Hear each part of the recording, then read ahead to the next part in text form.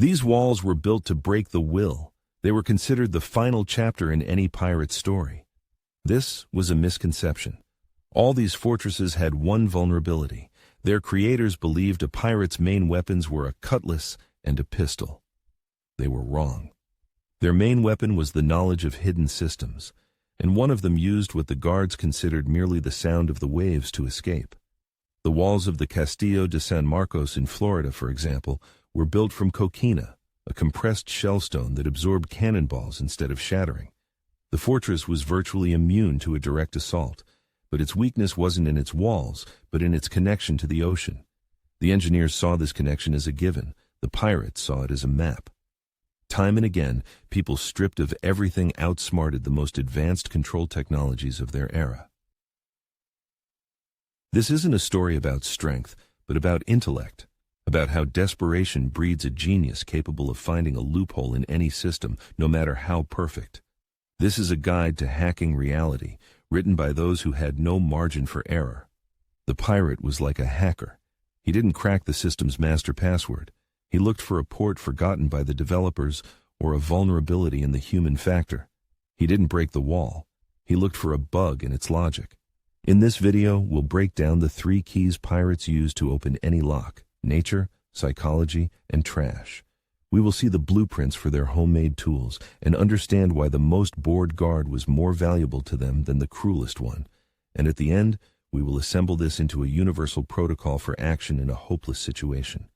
We will look inside a fugitive's toolbox and see how bread pulp became a key duplicator and urine, a chemical agent to dissolve cement.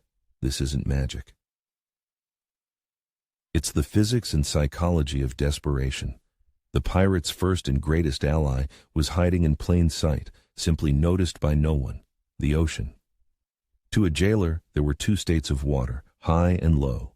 To a pirate, there were dozens. He read the tides like an open book, knowing precisely when the moon's gravity would create the perfect window of opportunity. A spring tide during a full moon would raise the water high enough to conceal a swimmer. A neap tide would expose a sewer grate long forgotten by the builders. Every 2 weeks, he gained an ally that could not be bribed or intimidated. The guards lived by the bell. The pirate lived by the moon. For months, he would watch the play of light on a wall, calculating the hour when a tower's shadow would be at its longest. He listened to the cries of gulls to know when fishermen were approaching. For the commandant, a storm was a curse. For the pirate, it was the perfect cover, muffling the sound of his work. This is reminiscent of the escape from Alcatraz, where Frank Morris and the Anglin brothers spent months studying the bay's currents. Their raft was designed for a specific tidal window. Pirates were doing the same thing 200 years earlier, turning their cells into scientific observatories. Imagine for a moment that you are locked up. You hear dripping water. To you, it's just noise.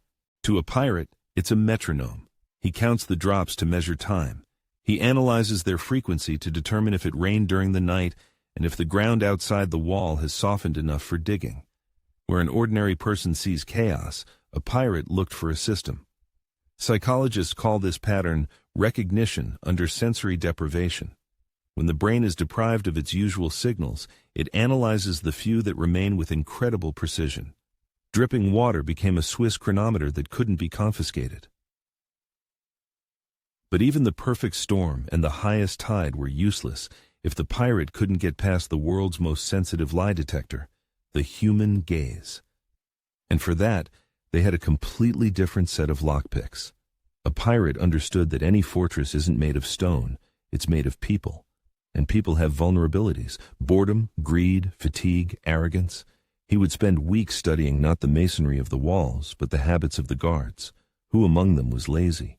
Who drank on duty? Who hated his superior? Today, we would call this social engineering. The pirate was the first hacker of human souls. He didn't try to attack the system head-on. He looked for the weakest entry point, a bored, low-ranking guard whose password was 1234. The most valuable asset wasn't a cruel sadist, but one who was simply bored. The pirate would stage an entire performance. He might feign illness to get into the infirmary where security was weaker, or provoke a fight to be thrown into solitary confinement, the very cell whose weak floorboards he already knew about. It was a game of chess. Being sent to solitary wasn't a punishment, it was a tactical move, sacrificing a pawn to checkmate the system 3 moves later. They consciously accepted worse conditions for a strategic advantage. Now let's look at this through the eyes of a jailer, Juan. For him, it's day 500 on the job. He's paid pennies. He doesn't see a brilliant escape artist, but a dirty, ragged man who can barely stand. And when this wretch asks for an extra cup of water, Juan doesn't see the first step toward creating a tool to break the bars. He sees only weakness. And this arrogance is the main bug in the entire system. This is where a powerful cognitive bias kicks in, dehumanization. The guard stops seeing the prisoner as a person capable of a complex plan. He sees an object, a body, and this invisibility cloak woven from others' contempt was the pirate's best disguise. They also used disinformation. Through a bribed servant, they might spread a rumor about a planned riot in the North Wing, concentrating all the guards there while the real tunnel was being dug for weeks in the South. They created information noise to drown out the signal of their true actions. This is a direct quote from The Art of War: appear in the West and strike in the East. They intuitively applied the highest principles of military strategy, creating a phantom threat to divert the system's resources from the real breach point. But what if the walls were impenetrable and the guards incorruptible? Then it was time for an art we would now call DIY, the art of creating masterpieces from nothing. This was the engineer's hour, a time when the laws of physics became more important than the laws of the empire. For a pirate, the concept of trash did not exist. Every object was a resource. A fishbone from dinner was a potential lockpick. A metal button ground against stone became a blade. His mind worked like a reverse 3D printer. He didn't create, but deconstructed the world into its basic properties. A wooden spoon wasn't just a spoon, it was 50 grams of material with a known breaking strength. A wire from a mattress became a future hook. Their main principle was that every object has not only an obvious property, but also a hidden one, and they knew how to extract it. Here's how it worked. Step 1. The pirate would get an impression of a lock by discreetly pressing a piece of bread pulp into it. Step 2. Over several weeks, he would slowly and silently grind the handle of a pewter spoon against the stone floor, constantly checking it against the impression. Step 3. He would mask his work with dirt. It was geological erosion in miniature. Just as a river carves stone over centuries, the pirate, over hundreds of hours, micron by micron, reshaped the metal. One wrong, overly loud movement, and months of work would be wasted. It was a test not of cunning, but of Zen-like patience. But they also used primitive chemistry. Soured wine turned into vinegar. The acetic acid would react with the calcium carbonate in the mortar, slowly turning the cement into dust. Sometimes, even urine was used. The ammonia in it also weakened the masonry. This was a slow, invisible war against the very structure of the prison, a true 17th century thermite mixture created from organic waste. Let's create a scale of genius for these inventions. A sharpened bone, 3 out of 10. A rope made from hair and clothing, 5 out of 10. A working key made from a spoon, a solid 9 out of 10. Using pigeons to carry messages to accomplices on the outside by tying notes to their legs. That's a 10 out of 10, project management level. But a smuggled pig's bladder, inflated and used as a life vest to cross a moat. That's an 11 out of 10, bioengineering level genius. This all might sound like a collection of individual tricks. But in 1683, at the fortress of Cartagena, an event occurred that combined them all into one of the most audacious and perfectly planned escapes in history. It was the final exam for a master of escape. His name was Laurens de Graaf.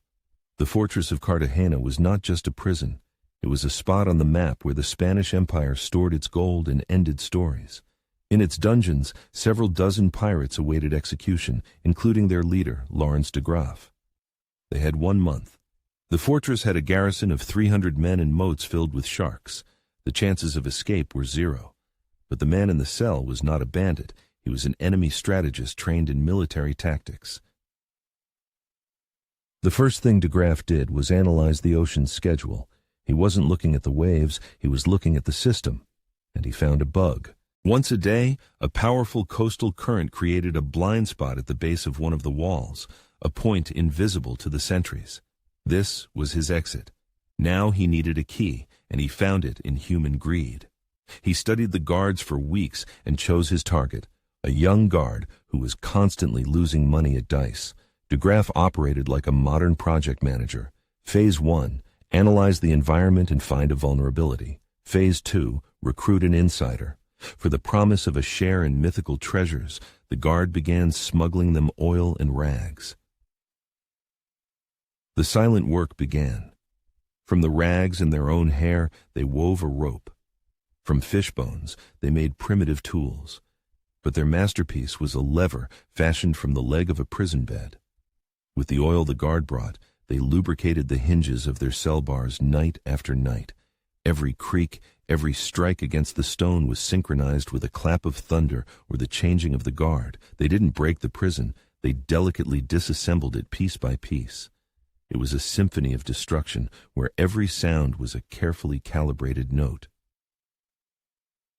On the appointed night, a thunderstorm broke out. While the storm distracted the entire fortress, De Graaf's team executed the plan with surgical precision.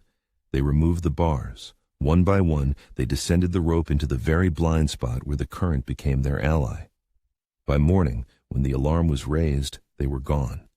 They didn't just escape. They humiliated the entire system of imperial security, carrying out a special operation without firing a single shot. They gained their freedom, but they had made their most important escape long before that night, an escape from the prison of their own minds, from the trap called "It's Impossible." The walls of Cartagena were merely the final boss in a game they had already won in their heads, the battle against despair and resignation. The main enemy in a cell is not the steel of the bars, it is time. Time breeds despair, and the pirates hacked this system. For them, imprisonment was not a punishment, but a preparatory phase.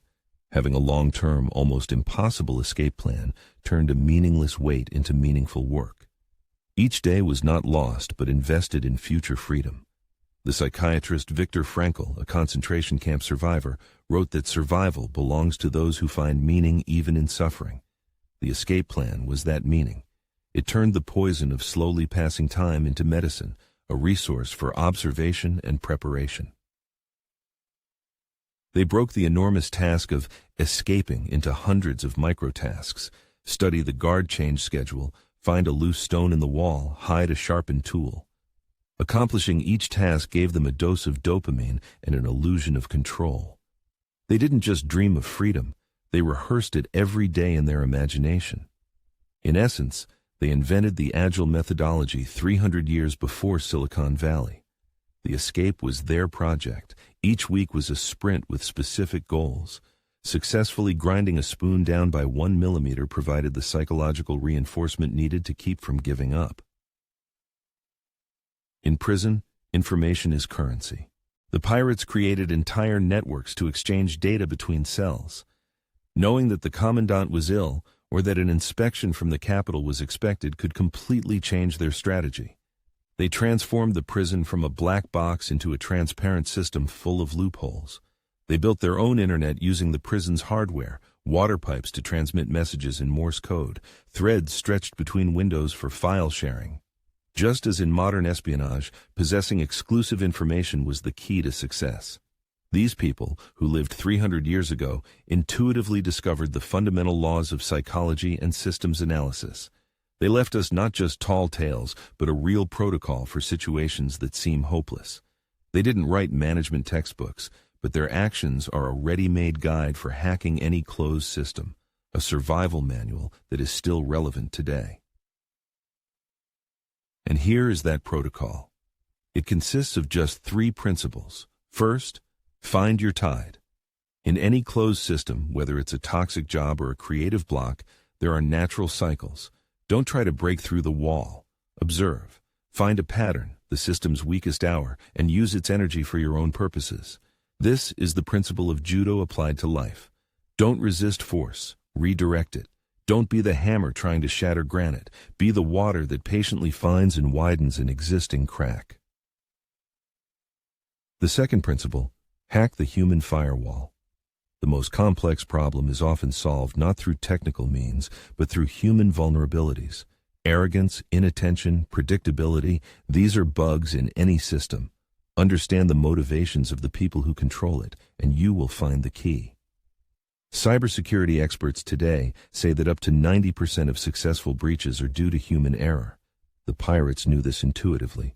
The most secure lock is useless if you can trick a guard into giving you the key. And the third principle, think like an engineer of desperation. Stop thinking about what you don't have. Take inventory of what you do have, even if it seems like trash. Your greatest resource isn't money or power. It's your ability to combine existing elements in unexpected ways. Desperation is fuel for creativity. It's the Apollo 13 syndrome. When the engineers on the ground didn't have the right parts to repair the spacecraft, they dumped everything the astronauts had on board onto a table and said, "We have to make this out of this." Your trash is your toolkit. Their methods were brilliant, but their goals were robbery and violence. This leaves us with the main question.